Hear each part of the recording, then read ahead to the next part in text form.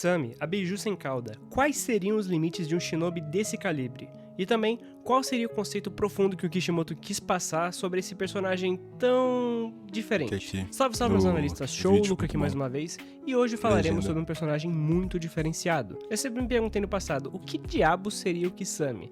Por qual razão Kishimoto simplesmente adicionou um homem-peixe do nada dentro da Akatsuki? E também, de onde saiu esse conceito? Então, se quer destrinchar esse personagem aqui comigo hoje, já ajuda deixando um likezinho e também demonstrando seu apoio aqui nos comentários. Também cogite se tornar membro por preços a partir de R$ 1,99, então não perca tempo. É mais barato que muito cafezinho por aí. E um salve a todos os membros que estão aparecendo agora mesmo na tela. Hoje tá uns R$13, eu compro por R$13. Sim, temos um atum na Akatsuki, mais especificamente um tralaleiro tralalá que fala Ikima desu ne a cada 5 minutos. Notoriamente, alguns personagens de Naruto são bem diferentes dos demais, como o próprio Kisame, Orochimaru e etc. E pelo passado desses personagens, podemos ver que eles simplesmente nasceram dessa forma sem qualquer explicação aparente.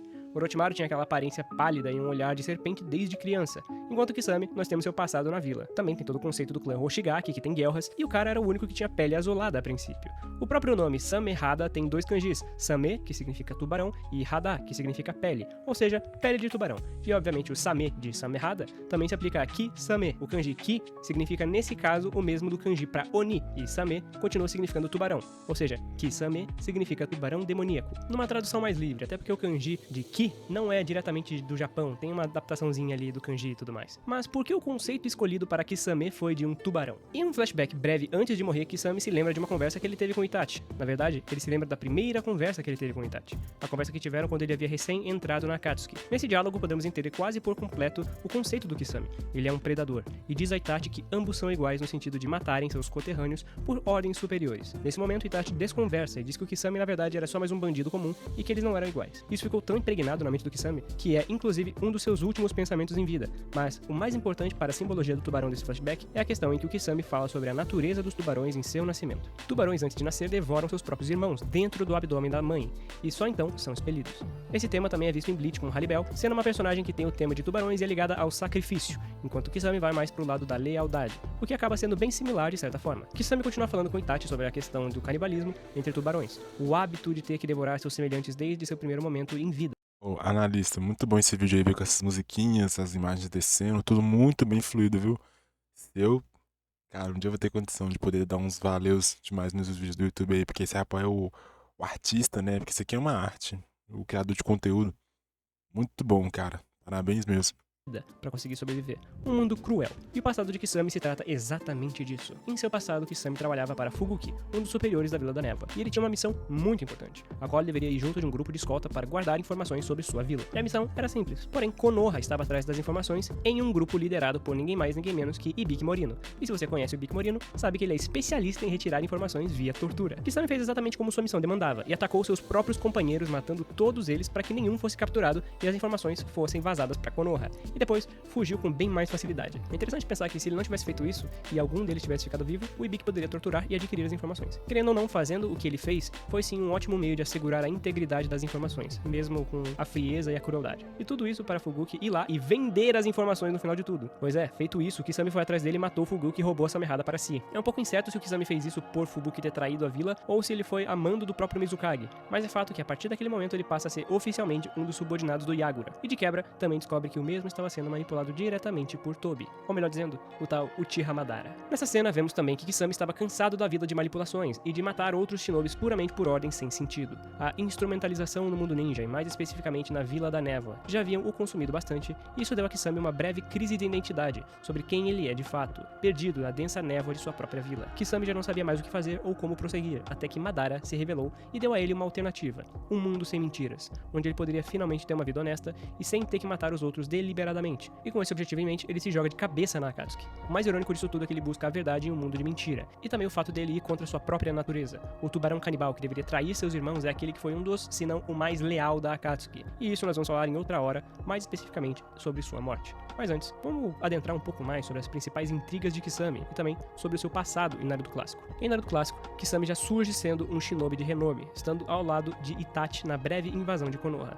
Lá o papel deles é muito simples, e uma coisa interessante de se ressaltar é que Itachi Itachi consegue adentrar na vila sem ser reconhecido pela barreira, exatamente por já ter sido um Anbu e saber o código para entrar e sair da vila, sem ser percebido. Assim, Itachi e Kisame adentram em Konoha e já são reconhecidos pelo grupinho dos Jonins bolados, Asuma e Kurenai. E eles até conseguem segurar os dois Nukenins por um bom tempo, mas Itachi acabou dando o famoso sacode na Kurenai e o Asuma trocou breves golpes com o Kisame. E também foi ali onde vemos em primeira mão o visual revelado da Samehada, pelo menos parcialmente. Além do fato de que o visual do manto da Akatsuki também era diferente, pois ele não tinha duas mangas. Sim, o manto tinha apenas uma manga originalmente, e a maioria dos quadros em que as duas mãos do Kisame aparecem se deve pelo fato dele passar o braço por debaixo do manto, e não através de uma manga. O que de fato não é nada prático para um espadachim, mas fica muito legal. Isso também explica o porquê do Itachi fazer aquela pose, abrindo o manto e apoiando o braço, já que ali originalmente não tinha uma manga para aquele braço escapar. É claro que futuramente o design muda, eles ajeitam isso no anime, mas é um detalhe bem interessante de se mencionar. E é também nesse evento que vemos a chegada triunfal do Kakashi, que copia um jutsu do Kisame antes do mesmo lançar, e do Maitugai, que já chega numa voadora afiadíssima pra cima do Kisame. E é nesse quadro, inclusive, que dá pra ver bem a manga ali, ó, viu? Como não tem? O braço tá por baixo, tá vendo? Ó, por baixo, por baixo. Isso aí foi a primeira vez que esses dois trocaram porradas, e o Kisame é super rancoroso, guardando esse ataque pra sempre em sua memória e esperando ansiosamente pelo dia em que ele poderia dar o troco em Gai. E demora um bom tempo pra isso, pois é só no Shippuden que os dois se encontram novamente. No início do Shippuden, o time do Gai acaba por encontrar com um clone de Kisame, o qual já começa atacando eles com um jutsu de Doton. É, senhores, Kisame possui um jutsu de estilo Doton que permite que ele mergulhe na terra e se desloque em alta velocidade, como se ele estivesse nadando dentro da terra. Nessa luta, o Kisame estava ansioso para ser lembrado e dar o troco naquele que o acertou aquela voadora. Só que o problema é que o Gai parecia não lembrar do Kisame, o que de certa forma até faz sentido, visto que aquilo lá foi uma luta bem breve e o Gai também teve que ficar olhando pra baixo na presença do Itachi, né? Então ele não lembraria direito do rosto do Kisame, não, né? De todo modo, o segundo round acontece. Ótimo detalhe, hein? Ótimo detalhe. E só aquele clone de 30% do chakra do Kisame já foi suficiente para inundar completamente. 30% do que é? Não entre no mar do... Não entre no mar do Megalodon se você for galha branca. Maitogai abre os 6 portões pra tentar matar um clone meu com 30% do meu chakra. Eu sou peixe e juro que você não vai fingir turrita da Katsuki, então deixe. Local. Só com essa baixa porcentagem, o Kisame já deu conta de enfrentar Lee, Neji, Tenten e aprisionar todos em esferas d'água, restando apenas o Gai para salvá-los. E ele salva. O cara é um absurdo mesmo, mas ele é obrigado a abrir o sexto portão. O Kisame apanha mais uma vez pra besta de Konoha, mas dessa vez com o sexto portão interno do Gai, o portão da visão. Com o sexto portão aberto, o Kisame nunca tinha enfrentado o Gai diretamente nesse estado. E ali só resta o churrascamento pro nosso Lambari, porque ele acaba tomando um Asakujaku, o pavão do amanhecer, diretamente na fuça. E pois é, por mais que o nosso Kisame seja assim muito poderoso, o Gai é quase um counter natural pelo uso proficiente de Taijutsu, ou seja, os 30% de chakra do clone do Kisame não foram capazes de tancar o Gai. E ele ficou ali, mais uma vez, à mercê de uma revanche. E relaxa, porque essa revanche chega assim, mas é só nos primórdios anteriores da Guerra Ninja, onde o Kisame se infiltra na Ilha Tartaruga, e ele é o cara perfeito pra isso, porque ele é a Biju sem cauda. Uma missão de infiltração, busca por informações e captura da 8 caudas é perfeita pro Kisame, pois, como bem sabemos, ele é amplamente conhecido como a Biju sem cauda. E também, o melhor Akatsuki para a captura de Bijus, graças a seu chakra monstruoso, sua alta resistência física e também pelo hacks de absorção de chakra em ninjutsu. Ele sozinho foi capaz de derrotar o Roshi em seu estado com mais experiência graças à idade, e também saiu praticamente ileso da batalha. Lembrando que o Roshi é um dos Jinchuriks mais experientes e poderosos no sentido de controle da Biju e Kekkeikai elemental, podendo fazer uso livremente de Bijudamas com transformação parcial ainda por cima. O próprio Kisame disse que a luta foi acirrada e que foi um oponente perigoso, mas que conseguiu derrotar apesar da fusão problemática de elementos. E nós nunca vimos essa batalha, mas podemos imaginar que Kisame deve ter tido sim um grande trabalho para enfrentar o Roshi, também pela questão da Samehada não gostar de absorver fogo devido ao calor. De todo modo, Kisame é certamente um monstro para conseguir bater de frente com seres desse nível em uma disputa de chakra contra chakra e sair de boa. Com isso em mente, ele foi mandado por Tobi para a missão de encontrar o Naruto, o Bi e tentar passar essa localização para Akatsuki. E não demora para vermos essa batalha dele contra o Bi. É bem interessante de ver que o Kisame consegue também rastrear chakra a grandes distâncias com o sensoriamento da Samehada. E foi assim que ele chegou até o Bi após a sua fuga do Sasuke. A batalha contra o Bi começa bem dinâmica e com o auxílio do Sabu e o seu guaxinim gigante, o Ponta, que estão lá mais pra atrapalhar do que qualquer outra coisa. E apesar da grande versatilidade do Kisame em realizar diversos tipos de ataque letal, Bi não deve ser subestimado. A inteligência do Bi em batalha é também muito alta, com grande capacidade adaptativa e leitura de movimentos. Porém, se o Gai é o counter natural do Kisame, o nosso Bagre é o counter natural do Bi, pois para ele usar a técnica de espadas, o Bi precisa se aproximar e assim ficaria vulnerável para a absorção de chakra do Kisame, mais especificamente da Samehada. E cara, é muito perigoso enfrentar o Kisame diretamente se você não sabe da Samehada com antecedência. Porque qualquer mole que você dá, ela absorve muito chakra em pouquíssimo tempo. E sim, o Bi é um Jinchuriki, e realmente não daria para absorver tudo de uma vez só. O Bi até tenta sobrecarregar a Samehada e atacar diretamente antes da absorção nerfar o ataque. E funciona. Porém, a regeneração e a resistência do Kisame são muito altas. Elas são problemáticas demais para se lidar de uma vez só. E também tem outra coisa a se pensar. Essa é uma batalha um pouco complicada de se analisar porque não é um terreno neutro para os dois. Temos nessa luta também a presença do Sabu e do Ponta, e isso interfere diretamente na decisão do Bi em usar a forma completa como Biju, o que poderia sim dar muita vantagem a ele em tamanho e poder, além de também dificultar para Kisame em alguns aspectos. Ah, Luke, então você tá falando que o Kisame teria perdido se os dois buchas não estivessem lá para atrapalhar o Bi? Na verdade não, eu acho que o Kisame ainda venceria, pois se o Bi virasse uma Biju completa, Kisame faria a bolha, da mesma forma que ele também fez, para ganhar terreno e também para entrar em contato com a água. Mesmo que o Bi usasse uma Bijudama ou algo do gênero, que é muito grande e com alto poder destrutivo, No BTG BTG eu conto com cartão de crédito PJ que atende às necessidades do meu negócio. Alívio rápido na barriga, da família Buscopan pra sua. Buscopan. O Kisame poderia usar seu trunfo, o seu Megalodon, que absorve chakra e devolveria o ataque ainda mais forte contra o Bi. Então não, acho que o Bi nunca teve chance contra o Kisame, pelo menos ao meu ver. Embora o que temos visto, na verdade, foi sim um verdadeiro massacre dentro da bolha. Essa bolha, somada com a simbiose da Samehada com o Kisame, dão a ele uma vantagem absurda no campo de batalha. E também do combate como um todo. É sério, eu queria pontuar certinho quão roubado é esse jutsu de Rank S da bolha. Dentro dessa bolha, a vantagem do tempo vira completamente pro Kisame. Lá, a vítima não tem como respirar, a água fica constantemente roubando o chakra da presa, e enquanto isso, o Kisame pode, além de respirar tranquilamente, ele recebe todo o chakra roubado. Fora isso, não tem como fugir dessa bolha, porque ela fica constantemente andando no mesmo passo que a vítima. Então, o Kisame pode simplesmente mover ela juntamente da velocidade da vítima e não tem como a pessoa sair direito. Talvez com algum jutsu de espaço-tempo, ou com uma grande explosão, talvez quebre a bolha, mas assim, se for só correr por correr, não funciona. Fora tudo isso, o Kisame ainda consegue sentir e rastrear tudo que tem dentro dessa bolha, não tem pra onde fugir. Além, é claro, dele ter velocidade e atributos amplamente aumentados por causa da simbiose e também por estar em contato com a água. Então, cara, é bem roubado esse jutsu de Rank S. E sim, o Bi fica completamente acabado depois desse jutsu, e poderia ter sido o fim da sua vida ali mesmo, porém, acontece o que ninguém poderia prever. Samehada se apaixona pelo chakra do Bi e trai o Kisame. Essa traição, apesar de ser muito conveniente pro roteiro naquele momento, tem sim uma ótima profundidade, e também um bom conceito. A traição da Samehada vai de encontro com tudo que falamos sobre o passado do Kisame, em que ele traía de um a um seus companheiros por priorizar a missão em Que loucura, que loucura. detrimento dos seus sentimentos. Samehada faz o oposto, ao trair a missão de Kisame em prol dos seus próprios sentimentos em busca de um chakra mais aconchegante e menos negativo. Samehada permaneceu leal aos seus sentimentos, enquanto Kisame permaneceu fiel à sua missão. E graças a isso, o Bi foi salvo pela súbita aparição do grupo do Haikage. Assim, o Kisame acaba tomando o Speed Blitz e a cabeça voa. Mas, obviamente, súbita aparição do grupo do Haikage. Assim, o Kisame acaba tomando o Speed Blitz e a cabeça voa. Mas, obviamente, isso foi apenas um clone, rapaziada. Acontece que desde antes de sair da bolha, ele já havia feito uma troca com o Zetsu branco e fez um tipo especial de clone controlado remotamente. E aí ele já tinha entrado na boca da Samehada.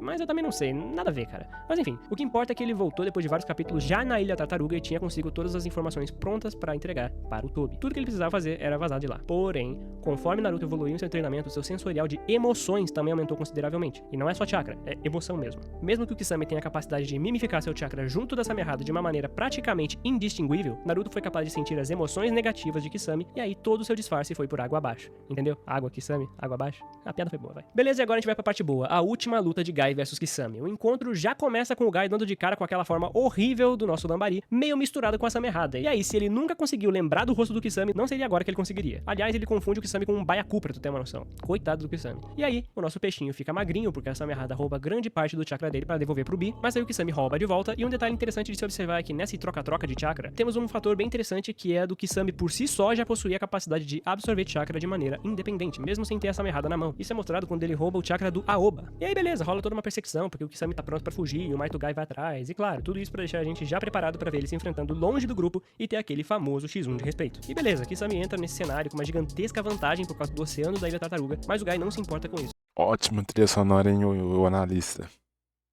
Luca, né? Luca, muito bom, cara. Muito bom seu vídeo. Até porque ele já começa a lutar no sexto portão, o mesmo que ele usou pra vencer aquele clone de 30% de chakra lá no começo do Shippuden, lembra? A diferença é que agora a gente tá falando de um Kisame com 100%, ou algo perto disso, já que ele conseguiu recuperar bastante chakra do que ele já tinha. Só pra começar a brincadeira, né, porque ele tem que também esconder o pergaminho, ele já começa soltando de boinha, assim, nada mais nada menos que 1000 tubarões de água contra o Gai. Meu amigo, se você acha que 100 marionetes do Sasori já é um batalhão, imagina 10 vezes esse número em uma tsunami de tubarões explosivos. E o melhor de tudo, o Gai tanca. Com o galo do amanhecer do sexto portão, o Gai dá conta de quase todos os 1000 tubarões, mas isso foi só a pontinha do iceberg do chakra do Kisame. Evidentemente, alguns ainda sobrevivem porque o plano do Kisame é levar as informações pro Tobi em um pergaminho que tá dentro de um desses 1000. E então o Gai se viu obrigado a abrir o sétimo portão, o ápice de poder dele antes de acessar o oitavo, que seria seu ultimato. O sétimo portão, o portão do choque, o que garante a Gai o uso da técnica Hirudora. E nessa hora nós temos como resposta do Gai aquele Megalodon gigantesco que eu mencionei anteriormente. Simplesmente uma das técnicas mais poderosas de Suiton da obra inteira. Um tubarão colossal, que além de ser poderoso por si só, ele também absorve o chakra de tudo que ele toca e aumenta ainda mais o seu poder. É literalmente um counter de quase todos os ninjutsus que eu consegui pensar aqui. Mas o Gai não usa ninjutsu. E, assim, ele é completamente derrotado pelo taijutsu da besta de Konoha. O maior counter possível pra um monstro como o Kisame. Então, é isso.